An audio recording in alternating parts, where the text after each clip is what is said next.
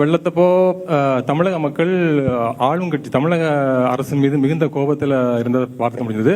இதுக்கு வந்து நாலாவட்டத்திலேயே அந்த மழைநீர் வடிகால் பணிகளை வந்து மேற்கொள்ளாதான் காரணம் சொல்லிட்டு அவங்க மக்கள் வந்து குற்றம் சாட்டியிருந்தாங்க. உங்களுக்கு கிடைத்த தகவல் அது மட்டும் இல்லாம இந்த இதுக்கு முக்கியமா பொறுப்பேற்று தமிழக முதலமைச்சர் பதவி விலக வேண்டும் என்று நீங்கள் வலியுறுத்துறீங்களா? ரெண்டாவது கொஸ்டின் வந்து மேற்கொண்டு அடுத்த கட்டமாக அடுத்த வருடமும் இது போன்ற பிரச்சனை ஏற்படாமல் மக்களை காப்பதற்கு தமிழக அரசு என்ன நடவடிக்கை எடுக்க வேண்டும் என்று மத்திய அரசாக நீங்க வலியுறுத்துறீங்கன்னு சொல்லுங்க. நான் ரெண்டாவது கேள்விக்கு முதல் பதில் கொடுக்குறாங்க. தமிழக அரசு இந்த எக்ஸ்ட்ரீம் ஈவென்ட்ஸ், வெதர் ஈவென்ட்ஸ், மழை 2015 பார்த்தோம், இப்ப திருப்பி பாக்குறோம். அது சென்னை மாத்தம் தானா இல்ல தென் மாவட்டங்களும் தானா? இதெல்லாம் கூட எல்லா சயின்டிபிக் டேட்டாவும் அவைலபிளா இருக்கு.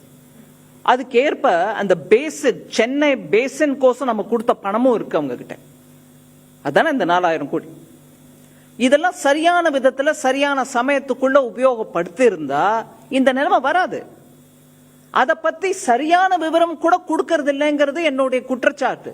4000 கோடி, அதுல நான் இப்பவே உங்களை கேட்கிறேன், 92% செலவாயிடுச்சுன்னு சொன்ன அமைச்சரே மழை வந்த பிறகு 42% தான் செலவாயிருக்குன்னு சொன்னா எதை நம்புறது மக்கள்? நீங்க 92% செலவழிச்ச பிறகு கூட இப்படி ஆயிருந்தா சொல்லிருக்கலாம். இல்லைங்க, எங்களால கூட எதிர்பார்க்க முடியல, 4000 கோடி செலவு பண்ண பிறகு சென்னை மூழ்கிடுச்சுங்கன்னு சொன்னீங்கன்னா நான் ஒத்துக்கிறேன். நீங்க செலவே பண்ணல, 42 இப்ப நீங்க கரெக்ட் பண்றீங்க. அது அந்த 42 நிஜம்தானா? கேள்வி கேட்கணுமா இருக்கு. அதனால பேசின், சென்னை பேசின் டெவலப்மெண்ட்க்கு கொடுத்த பணம் கூட சரியாக உபயோகப்படவில்லையோ அப்படின்னு நான் கேள்வி கேட்கிறேன். உங்க கேள்வி, முதல் கேள்விக்கு நான் பதில் கொடுக்க விரும்பல. மேடம், மத்திய அரசும் மாநில அரசும் 2 பேரும் மாற்றி மாற்றி குறை கூறிக்கிட்டே இருக்காங்க. இதுல வந்து இடையில பாதிக்கப்படுறது மக்கள் தான்.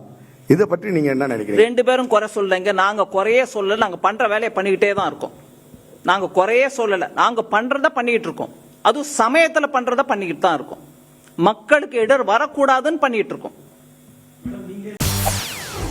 செய்திகளை உடனுக்குடன் தெரிந்து கொள்ள உடனே சப்ஸ்கிரைப் பண்ணுங்க.